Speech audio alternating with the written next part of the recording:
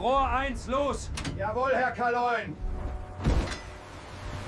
Rohr 1, Feuer!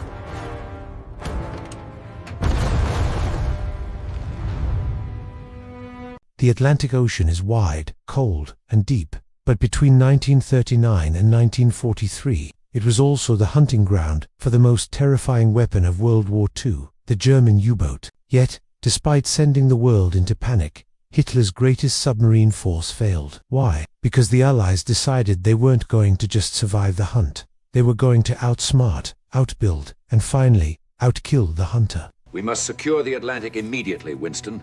The convoys are vulnerable. I agree, Franklin. Send directives to Admiral Pound at once. To truly understand the failure, you must first remember the fear. For 3 devastating years, the U-boat wasn't a failure. It was a ghost.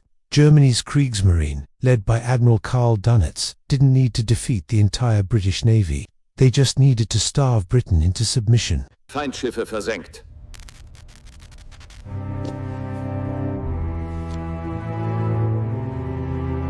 Their target was the merchant fleet, the thin, vital umbilical cord carrying food, fuel, and weapons across the Atlantic from North America.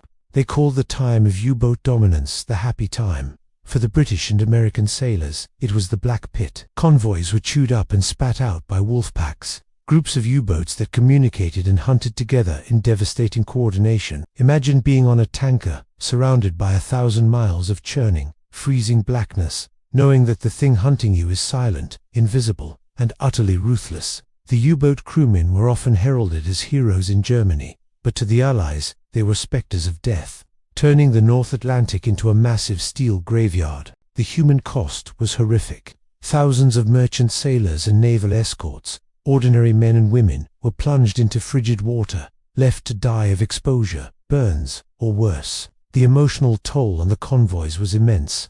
Every splash, every radar blip, every moment of radio silence amplified the terror. But this terror, this shared grief, didn't break the Allies. It galvanized them. And that shared determination was the U-boat's first, and most crucial, failure. The U-boats could sink ships, but they couldn't sink resolve. The most brutal answer to the U-boat's failure is simple: math. Germany was losing the war of industrial output before the U-boats even finished their training. For every merchant ship Dönitz's wolf packs sank, American shipyards spat out another one, often 2, sometimes 3. The Allies, particularly the United States, turned shipbuilding into a hyper-efficient assembly line. The ubiquitous Liberty ship, derided by some for its simple, boxy design, was the unsung mass-produced hero of the Atlantic.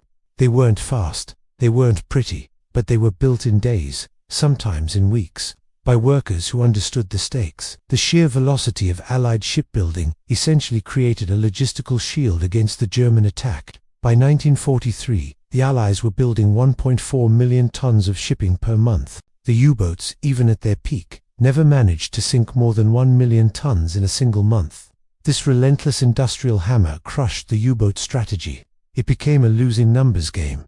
The Germans were running out of time, crews, and fuel, while the Allies kept showing up with fresh, expendable vessels. It was demoralizing for the U-boat crews to fire their last torpedo and still see a dozen enemy ships sail past. They were running a sprint against a marathon runner who kept cloning himself at the finish line. For a long time, the U-boats found a sanctuary in the Black Pit, a mid-Atlantic region beyond the reach of Allied shore-based aircraft. This was their safest and most fertile hunting ground. The Allies closed that gap with one of the most important technological leaps of the war: very long-range aircraft. Modified bombers like the B-2 for Liberator, equipped with immense fuel tanks and radar, finally patrolled the entire width of the Atlantic. The addition of escort carriers, small, quickly built flat tops, meant air cover could accompany the convoys directly across the ocean. Suddenly, the silent, invisible hunter was being watched from above. A U-boat surfaced to recharge batteries was now a sitting duck for depth charges or rocket attacks. Air patrol created such intense pressure that U-boat commanders had to spend more time submerged, which drastically reduced their speed, their ability to spot convoys, and their battery life. This aerial surveillance turned the hunter into the hunted, driving the U-boats to frustrating, crushing inefficiency. The skies, once empty, were now full of angry low-flying vengeance.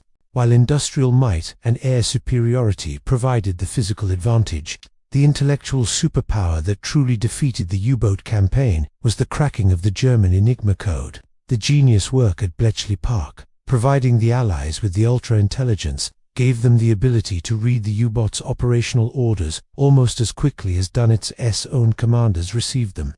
This was the most critical pivot of the entire battle. Imagine being a convoy commodore. You are sailing blind, terrified. Then, a message comes through, not from a scout, but from a secret intelligence source, detailing the exact positions of the approaching wolf pack. You don't have to fight them, you just have to avoid them. The Allies could now draw a massive, secret line around the wolf packs, rerouting 90% of convoys safely out of harm's way. This strategic avoidance was devastating to German morale and success rates. Dunitz couldn't believe his U-boats were constantly finding empty ocean. He thought the Allies were just lucky. The agonizing truth that his entire strategy was being read like a newspaper at an Allied headquarters remained unknown to him until the war was over. The U-boat campaign was doomed, not just by technology, but by the staggering cost to human life on the German side. For all their celebrated ruthlessness, the U-boat service was a meat grinder. Admiral Dunitz was intensely devoted to his men, yet he sent them into a conflict with the highest casualty rate of any German branch. Approximately 75% of U-boat crewmen died in the war. That is a truly horrific statistic. Over 30,000 men went out. 22,000 never returned. They were sealed into steel tubes, dropped to crushing depths by depth charges, or burned alive by aerial rockets. The emotional journey of a U-boat sailor transitioned from the initial thrill of the hunt to the claustrophobic dread of knowing that, statistically, you were already dead. The final insult was the arrival of the so-called super U-boat, the Type 21. This revolutionary design, a true submarine built for long periods underwater rather than just a submersible ship, came far too late. It was a marvel of engineering, but production delays and Hitler's meddling meant that only a handful were operational by the war's end. The technology was there, but the capacity, the time, and the luck had run out. The Wolfpack was extinct. The failure of the U-boat campaign wasn't a sudden surrender. It was a devastating, prolonged technological chokehold. It wasn't one miracle invention but a combination of American mass production, British radar and air power, and the intellectual genius of Ultra. By prioritizing life, or rerouting convoys and relentlessly improving defenses, the Allies turned the tide. The Battle of the Atlantic was World War II's longest, toughest fight. And it was a battle against fear and distance, as much as it was against steel and torpedoes. The U-boats failed because the Allied spirit, buoyed by superior resources and intellectual might, was simply more resilient than the German strategy. The ocean, once their coffin, became the grave of their hunter.